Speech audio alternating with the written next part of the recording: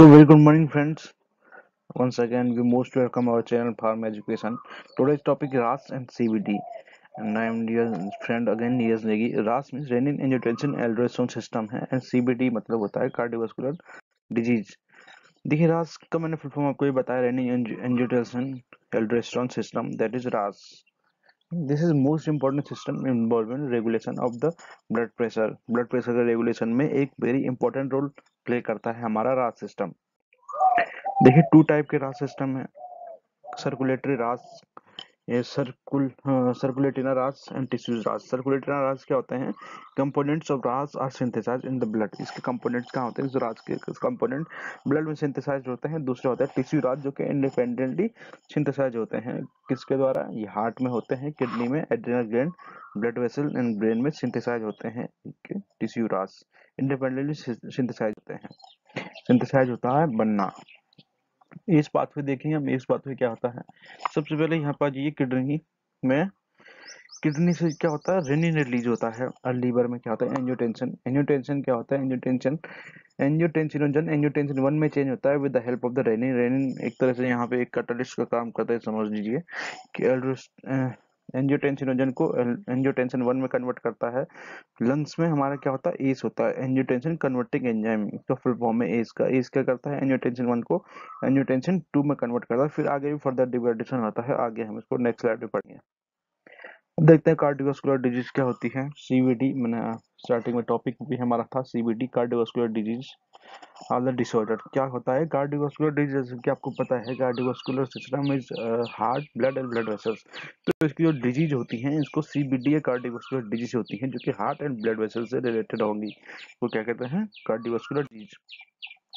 ये कार्डियोवास्कुलर कंटेनियम है कि किस तरीके से कहाँ क्या क्या चीजें हो सकती हैं, यहाँ पे कौन कौन से रिस्क फैक्टर हैं। रिस्क फैक्टर इसमें सबसे पहला डिसलिपिडीमिया। डिसलिपिडीमिया क्या होता है? जब हमारी बॉडी में जो है लिपिड का जो वैल्यू है वो गड़बड़ जाता है, ज़्यादा हो जाता है। जब लिपिड हमारी बॉडी के अंदर ब्लड में, हाइपरटेंशन हो गया, हाइपरटेंशन मैंने आपको बताया है, डायबिटीज है, डायबिटीज के होने भी रिस्क फैक्टर है कार्डियोवास्कुलर डिजीज का। एंड ऑर्गन डैमेज में हमारा हार्ट आता है डायबिटीज के अंदर भी। ओबेसिटी, विसरल फैट जब जमा होता है, एडिपोसिटी मतलब विसरल, एडिपोसिटी एडिपोज टिश्यू होता है हमारे जो फैट, जो तो जहाँ पे फैट होता है वहाँ पे एडिपोज टिश्यू जमा हो जाते हैं वो, इसलिए विसरल एडिपोसिटी हो गया।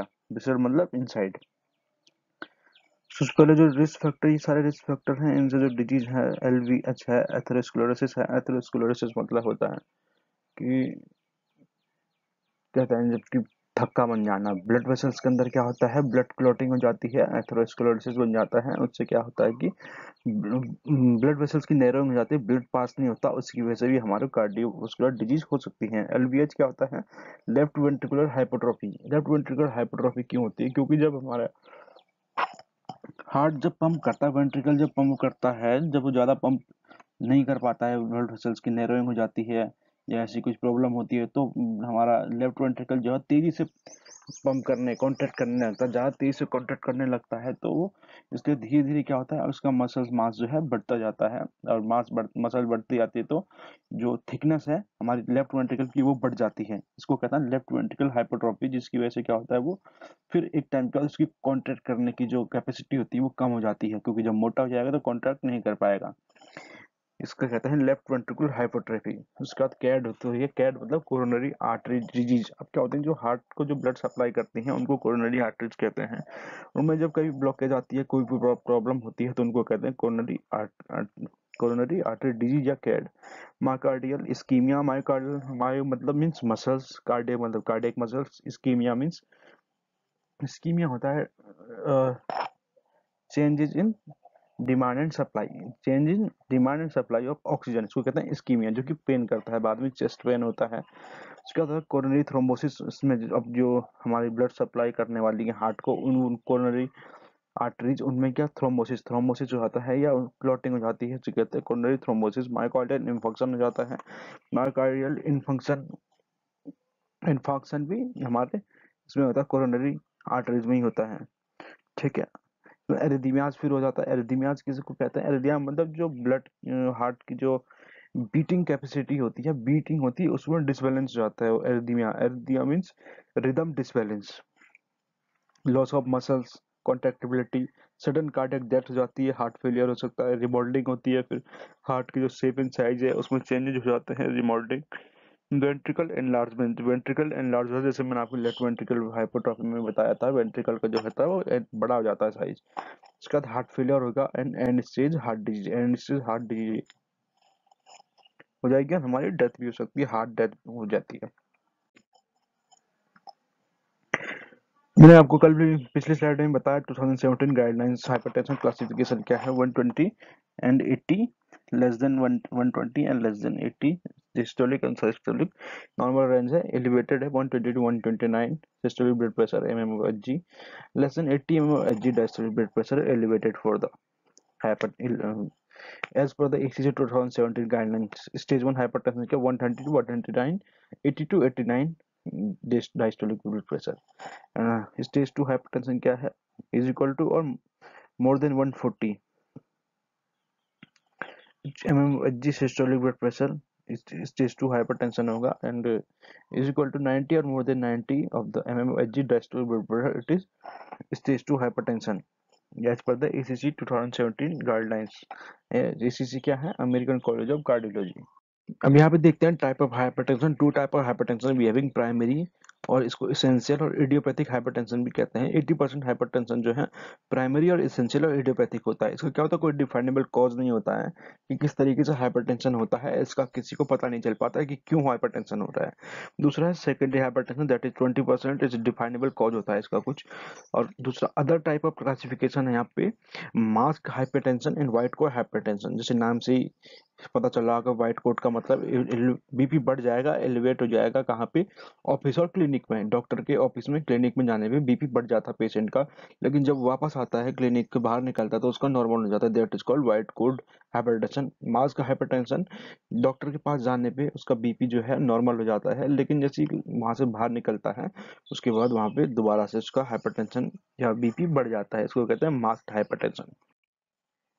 रिस्क फैक्टर कौन कौन से इन्वॉल्व होते हैं हमारे हाइपरटेंशन या कार्डियोवास्कुलर डिजीज के अंदर, सारे इनके एज है, एज बढ़ने के साथ जो है कार्डियोवास्कुलर डिजीज के चांसेस जो है हमारे ज़्यादा हो जाते हैं। जेंडर है, कार्डियोवास्कुलर डिजीज मेजरली ज़्यादातर मेल्स में होती है, फीमेल में कार्डियोवास्कुलर डिजीज कम होती है, may be some hormonal hormones की वजह से भी कुछ हो सकता है। ओबेसिटी, ओबेसिटी अगर ज़्यादा होगी तो यहाँ पे कार्डियोवास्कुलर डिजीज के चांसेस ज़्यादा हो जाते हैं। हाई कोलेस्ट्रॉल, अगर आपको कोलेस्ट्रॉल ज़्यादा है, लिपिड ज़्यादा है, तो भी आपको के चांसेस ज़्यादा हो जाता है। डायबिटीज़ है, डायबिटीज़ क्या, जैसा मैंने आपको बताया, एंड ऑर्गन डैमेज हमेशा हार्ट, किडनी, आइज, तीन चीज़ों को अफेक्ट करता है, मेजरली हार्ट को करता है। डायबिटीज़ से कोई भी आदमी कभी मरता नहीं है, मरेगा आदमी हार्ट के कॉम्प्लिकेशन से ही डायबिटीज़ के बाद भी।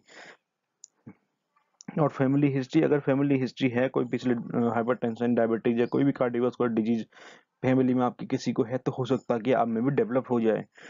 हाई सॉल्ट इंटेक, अगर कोई सॉल्ट ज़्यादा नमक लेता है उसकी वजह से भी हो सकता है। Alcohol consumption also as a cause.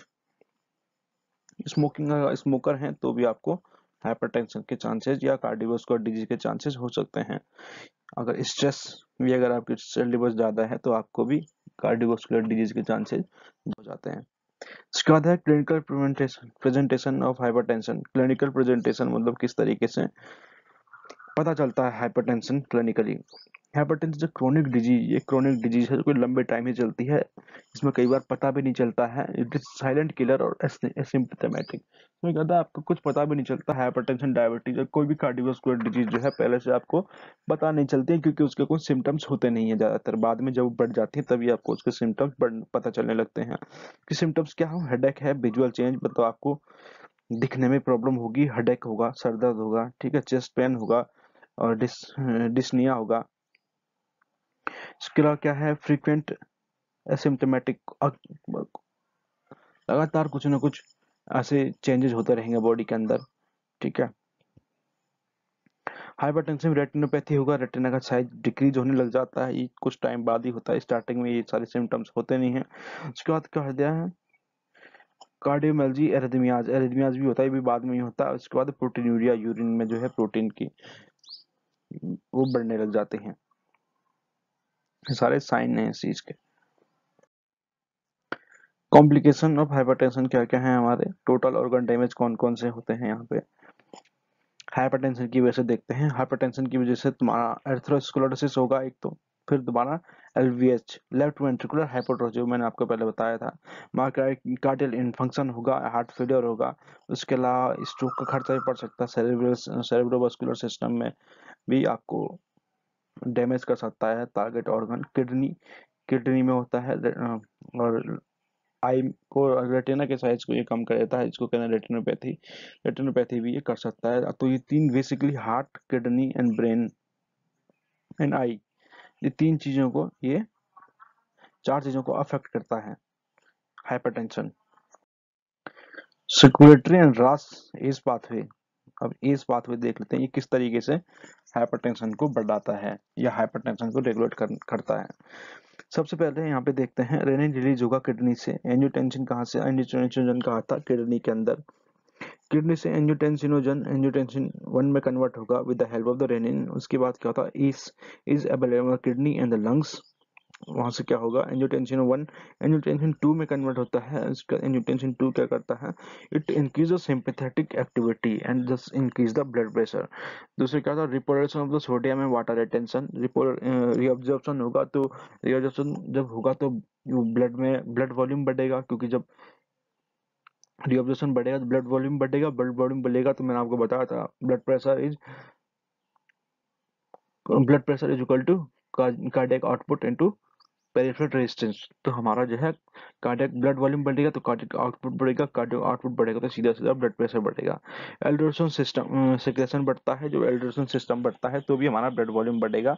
Same चीज इसमें होगी, अगेन हमारा ब्लड प्रेशर बढ़ जाएगा। वैसे कॉन्स्ट्रिक्शन होगा, जब ब्लड प्रेशर हमारी कॉन्ट्रैक्ट करेंगी, उनके बीच में स्पेस कम हो जाएगा तो भी ब्लड प्रेशर बढ़ेगा।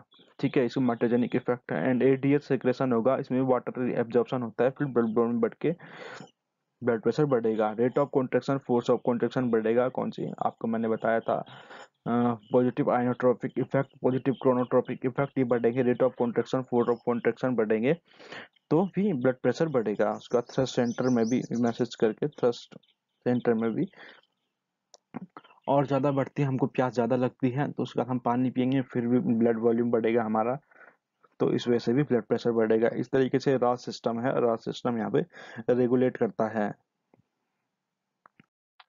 उसके बाद डिस्लिपिडेमिया क्या होती है, डिस्लिपिडेमिया होता है the disbalance in the lipid. आप समझ सकते हैं लिपिड कौन कौन से, हमारा तो कोलेस्ट्रॉल है, HDL, LDL, टोटल कोलेस्ट्रॉल, ये सारे ट्राइग्लिसराइड, ये सारे हमारे लिपिड्स हैं। इनमें डिसबैलेंस जब होता है तो उसके डिस्लिपिडेमिया। ठीक है, इसका नॉर्मल वैल्यू यहाँ पे लिखा हुआ है, HDL इज 40 और more than 40 in man and 50 और मोर देन 50 इन वुमेन। HDL होता है गुड कोलेस्ट्रॉल भी कहते हैं इसको। HDL जितना ज्यादा हो उतना हमारे लिए अच्छा होता है। Total cholesterol is less than 200 mg पर DL, इसका वैल्यू है 200 से कम होनी चाहिए। ट्राइग्लिसराइड का 150 से कम है। LDL less than 100 normal value है लिपिड की।